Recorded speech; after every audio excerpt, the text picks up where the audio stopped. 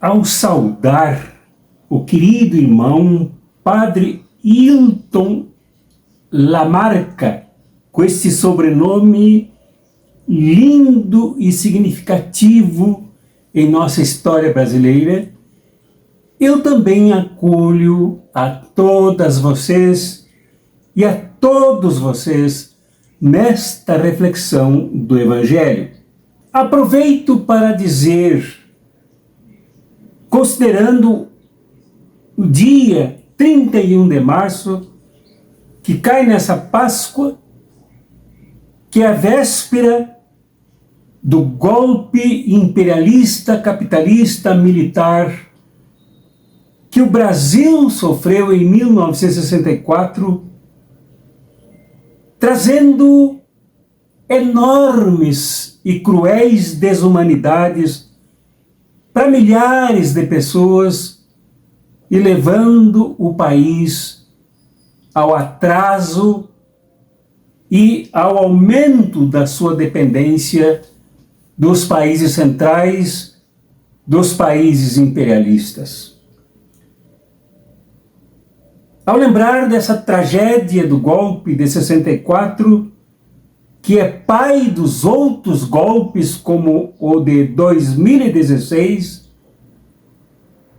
e é pai da eleição de 2018, fruto também do golpe de 2016,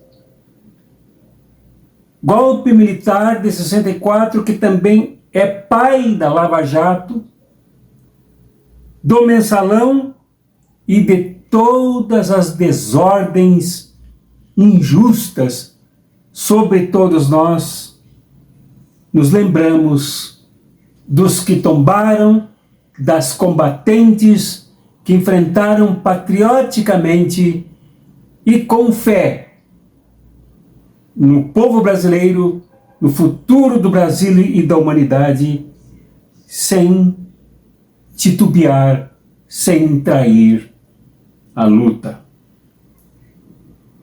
Com esta saudação, lembrando esta coisa trágica dos 60 anos que comemoramos dia 1º de abril, e quando eu digo comemoramos, fazemos memória dessa tristeza que é o golpe que deixa os seus filhotes, que deixa os ovos chocando e gerando novos bichos e animais peçonhentos para fazer mal ao Brasil. Anunciamos o Evangelho para esta Páscoa, para este domingo 31 de março de 2024, que é o de São João, no capítulo 20, do versículo 1, concluindo no versículo 9, mas vocês podem incluir e estender esta leitura do versículo 10 ao versículo 18, que é complementar e podemos contar como parte da nossa reflexão. Leiam aí, por favor, o Evangelho, mas leiam mesmo.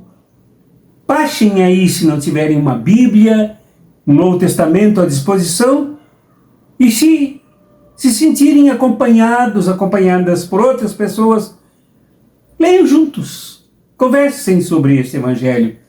E nós já voltaremos após a vinheta para a reflexão que faremos em nome do Pai, e do Filho, e do Espírito Santo. Amém.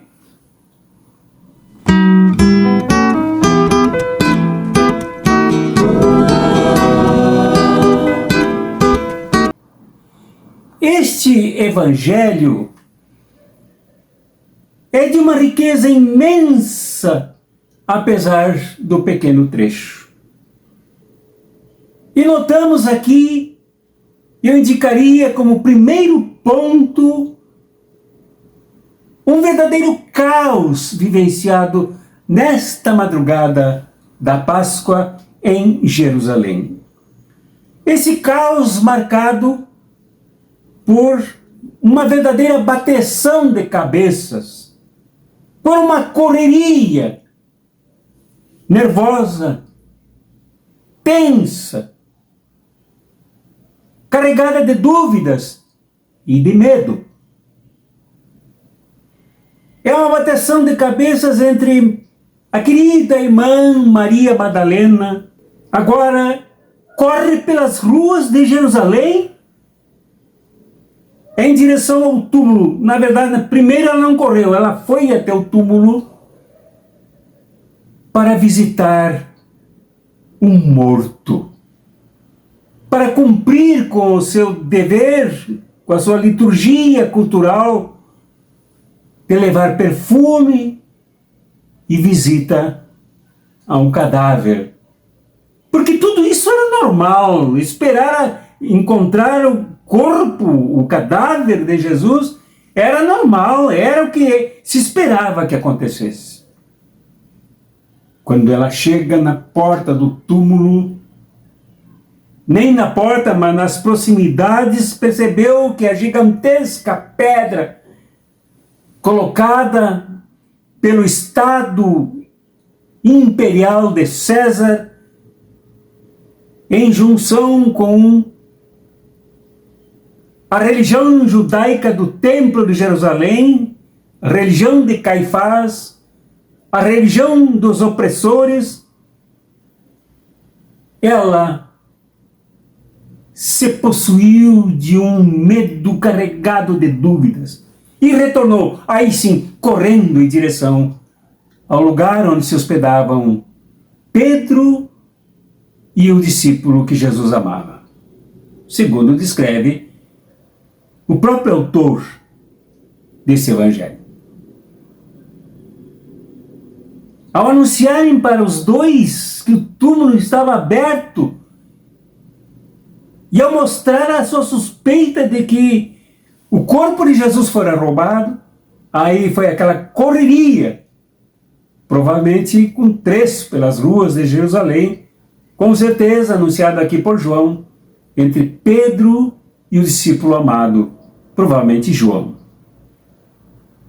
Quase que uma competição, vencida pelo jovem discípulo amado, que chegou primeiro ao túmulo depois, e não entrou. Observou e viu que realmente não havia nenhum defunto, mas que haviam panos colocados dos lados. Isto não estava no programa. Até que chega Pedro, Simão Pedro, e entra no túmulo. Aí foi acompanhado pelo discípulo, seu amigo,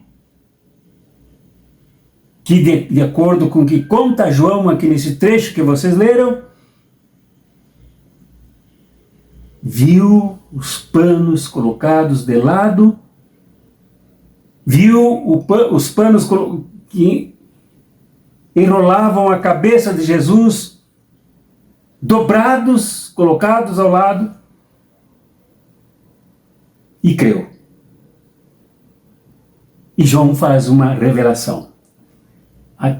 Creu porque se lembraram os três ali do que se dizia na Escritura, que eles não dizem qual é a Escritura. Há uma suspeita da pesquisa de que essa Escritura seja o Evangelho de Marcos, que provavelmente João tinha conhecimento do Evangelho de Marcos, que foi o primeiro a ser escrito entre os quatro. E lá se anuncia a ressurreição de Jesus. Então aí eles se deram conta de que Jesus havia ressuscitado. Puro caos. Por que eu digo caos? Por que eu chamo de bateção de cabeças? Porque se vocês viram, acompanharam a reflexão do domingo passado, domingo de Ramos, vocês perceberam que lá já se apontava que Jerusalém vivia naquela entrada triunfal de Jesus uma nuvem invisível, pesada, que gotejava sangue por parte dos sumos sacerdotes e dos mestres da lei, que já se articulavam com a legião romana, com Pilatos, para apanhar Jesus em traição e matá-lo. Eles inclusive esperavam nem fazer julgamento nenhum, como aquele da falsidade, modelo Lava Jato. Mas eles esperavam matar Jesus imediatamente. Era o regime da morte. Era a máquina da morte girando com as suas engrenagens grudadas no templo, grudadas no palácio de Pilatos, grudadas no quartel ali ao lado e passando por cima, moendo o povo inteiro, com resultados a favor deles, dos moedores da consciência. Agora, se cumpriu totalmente isto. Se acabou com o processo de atropelo pela máquina da morte ao atender o último item da agenda do crime, do genocídio, do assassinato, da barbárie. Ao eliminarem Jesus da forma como o fizeram desde o processo da madrugada de quinta para sexta, com muito sofrimento, com muita dor, com muita pancadaria, com muita chicoteada, cuspidas, coroa de arame e espinho, deboches, enfim, se cumpriu a agenda até que Jesus gritou: Pai, em tuas mãos entrego o meu espírito. Se cumpriu a agenda porque isto era a norma, isto era normal, isto era de se esperar. Que a máquina de produzir cadáveres tivesse mais um dentro do túmulo visitado por Maria Madalena. Até ali pode-se falar que esta máquina poderosa de matar, que é a verdadeira estampa do Estado antigo, Estado moderno, que mata para sobreviver, que mata para manter os que o gestam, que passa por cima de quem resiste. Então, tudo o que aconteceu até ali não era de um túmulo vazio, como dizem por aí. O túmulo não estava vazio. Dentro dele estavam os sinais da morte, os panos, o sudário, as gotas de sangue, as marcas por todos os lugares. O túmulo não estava vazio, mas marcado do simbolismo da morte. Era normal que se encontrasse, inclusive, o túmulo fechado, mantendo a pedra de mais ou menos 1 tonelada empurrada por operários, por trabalhadores, para a boca do túmulo. Isto era o normal. Que operários em silêncio, anônimos, quietos, sem reclamar ou sem externar a sua dor por fechar para sempre, segundo a sua expectativa, esse cadáver para que não mais incomodasse o sistema que mantém a máquina da morte. Mas isso se quebrou, se espatifou ali. Madalena foi a primeira a ver o sinal dos espatifamentos. Depois Pedro entrou para ver ali as marcas do espatifamento, dos frangalhos da força da morte.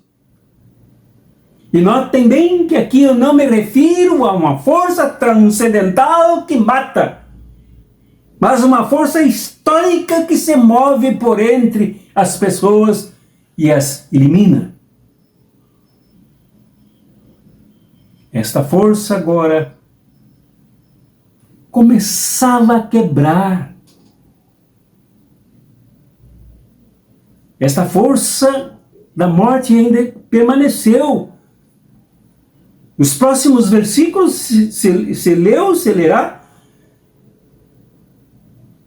que os outros discípulos foram para casa, enquanto que Maria Madalena, envolta na dor da morte, a morte que a atingiu profundamente, ela chorava ao olhar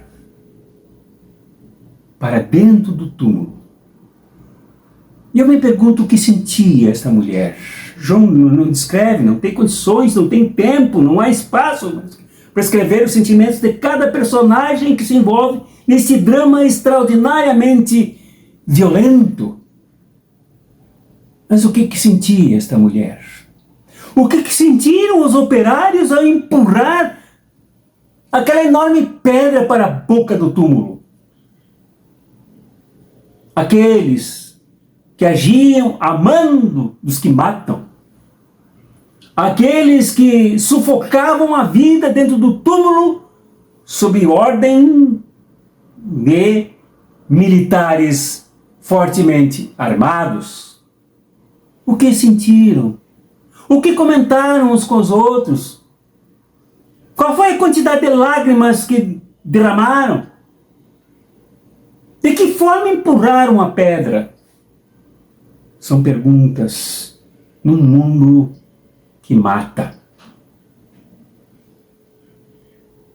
E depois, pouco mais adiante nesse dia, confuso, que ia se colocando com uma nova agenda que surpreende, que causa choque pela novidade que ele significa.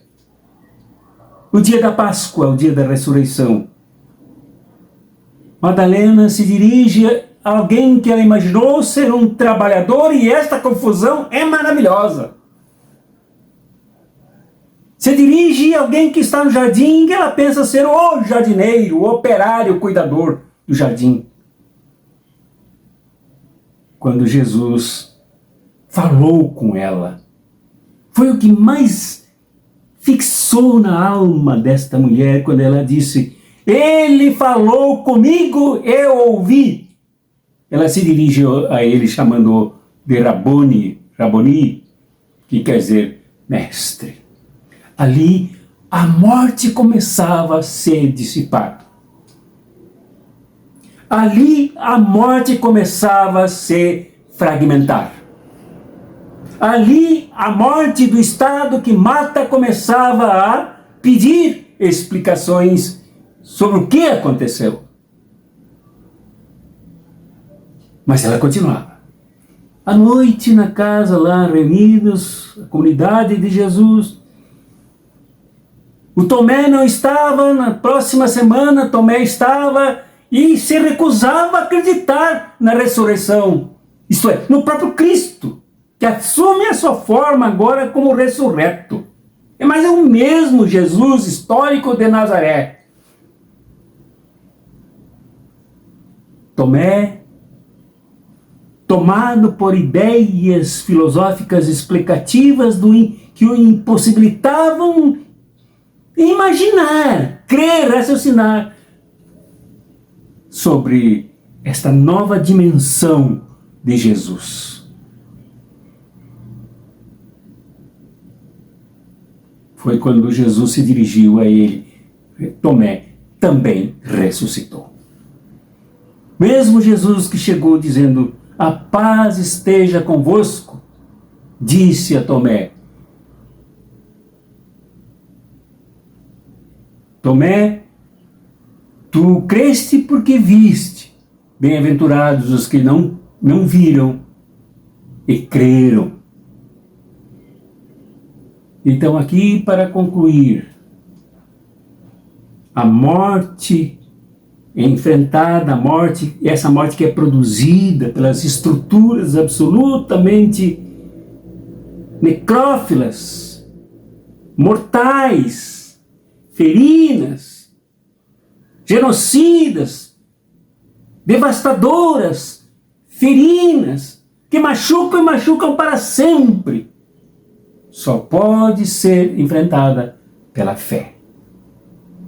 Mas atenção, não é a fé aquela que projeta as pessoas para cima e para um futuro indescritível sobre o que, sobre quem, nada se sabe. Imaginando este Jesus vivo e ressurreto escondido lá no futuro. A fé verdadeira é aquela que se resgata, que se levanta, que se liberta, que se constrói, que se enraiza, mesmo por entre as lamas e borrascas da morte. Ali no enfrentamento. Ali, como Madalena fez. Ali na correria de Pedro e João. É ali que a fé cresce. A fé é no mesmo Jesus, que em outros lugares, como por exemplo em Mateus, se reconhece nos pobres, se reconhece nos pequeninos, se reconhece nos devastados, nos esgotados. Esta fé é assim, ressuscita as pessoas. Jesus vivo e ressurreto também aconteceu em Madalena, aconteceu no discípulo amado, aconteceu em Pedro, depois aconteceu com todos os outros que sobraram. E o mundo começou a mudar a partir disso. Talvez valha a pena lembrar aqui, como crítica para nós mesmos, nós precisamos fazer autocrítica. O que Dom Helder disse sobre a emoção de muitos cristãos e muitas cristãs. Ao se pronunciar, do que adianta nos comovermos diante da imagem de Cristo coroado de espinhos, de aspecto de suor e de sangue, se não nos lembrarmos de que, muito mais do que imagem, encontramos Cristo assim em nosso caminho. No outro lugar, ele diz, encontramos Cristo no outro. E se não repartirmos e lutarmos para que o pão seja permanente na sua partilha e compartilhamento, não adianta nos grudarmos de olhos marejantes na imagem de Jesus feita de cimento e de arte. Eu diria também que não adianta, não chega a ser uma demonstração de fé, tanto louvor, tantos aplausos, tantos exercícios físicos dentro de um templo para o Jesus que virá,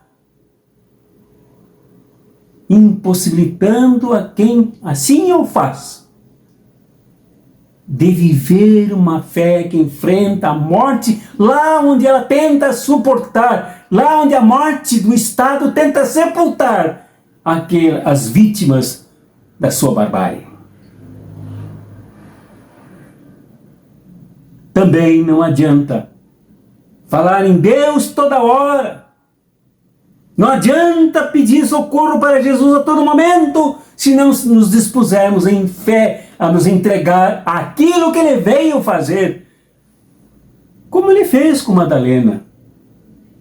No segundo trecho que eu indico aqui do Evangelho, quando ele disse para Madalena, vai aos meus discípulos e avisa-os que eu me encontrarei com eles na Galileia. Na língua original, esse envio de Jesus a Madalena é para que ela fosse apóstola dele. Apóstola dele para os seus próprios discípulos. Para viver a ressurreição que resgata a fé, que resgata a vida. Como disse João, eles viram e creram, né? Despertar esse crer, despertar esta fé que levanta, esta fé que nos põe porta fora do túmulo, esta fé que nos põe na estrada agora para dizer, olha, ressuscitou, eu ouvi a sua voz. Esta fé nos ressuscita. Esta fé cria um mundo novo. Quando se começa a ler esse trecho, e eu já começo a concluir, se começa a ler esse trecho aqui do Evangelho de João, que eu anunciei para vocês, capítulo 20, versículo 1 ao versículo 9, tem-se a impressão, e alguns teólogos se referem a isso exatamente dessa forma, no princípio, no primeiro dia da semana, Maria Madalena foi ao túmulo de Jesus, bem de madrugada, quando ainda estava escuro. Estas expressões têm um toque em Gênesis. O primeiro dia da semana, o dia da criação, e depois a criação do ser humano. Aqui no túmulo há uma nova criação. Por isso não há mais cadáver, não há mais defunto. Por isso há uma derrota da crucificação, há uma derrota da legião romana, há uma derrota de Pilatos, há uma derrota de Herodes, há uma derrota do sumo sacerdote e toda a turma do templo. Há uma derrota da religião que aliena, da religião que cega e ensurdece as consciências das pessoas. É a vitória da dignidade que a fé nos dá. Novo mundo é preciso começar, para que não se ande mais durante o escuro, mas no brilho da ressurreição, no brilho da Páscoa, no brilho do Jesus que insiste em nos recolher para sermos seus discípulos e suas discípulas, inclusive a ti, meu irmão, minha irmã, inclusive a mim, este limitado seu discípulo seguidor. Somos convidados a nos envolver com esse projeto que enfrenta as poderosas máquinas de matar. Que a bênção desse Jesus vivo e ressurreto, que mostrou que é vivo e ressurreto dentro de um túmulo, ali, um diálogo humano com os humanos. Que a bênção deste Jesus, que é capaz de soerguer a vida, mesmo quando ela é atropelada da forma mais violenta possível, e nos fazer crer, como aconteceu com Pedro, o discípulo amado, e Maria Madalena. E que o amor de Deus, que é Pai e Mãe, aquele que foi anunciado em reflexão que eu fiz alguns domingos, que Deus amou o mundo, Ele ama, Ele ama. Ele ama o mundo. Aquele sobre quem João falou no capítulo 13, bem no início, no primeiro versículo, e tendo amado seus amores até o fim. Seja contigo este amor, seja conosco, não para nos acomodarmos, não para lamentarmos as nossas dores, não para cultivarmos ainda mais sofrimento, mas para nos levantarmos, mesmo que seja de dentro de um túmulo. E que o poder do Espírito Santo, a Santa Roá que sopra novamente, como foi se ver no segundo texto, lá na casa em Jerusalém, quando Jesus soprou sobre todos, dizendo: recebei o Espírito Santo. E eles receberam e nunca mais foram os mesmos. E que o amor de Deus Pai, a graça de nosso Senhor Jesus Cristo e a comunhão e poder revitalizador do Espírito Santo seja conosco e conosco permaneça agora e sempre. Amém.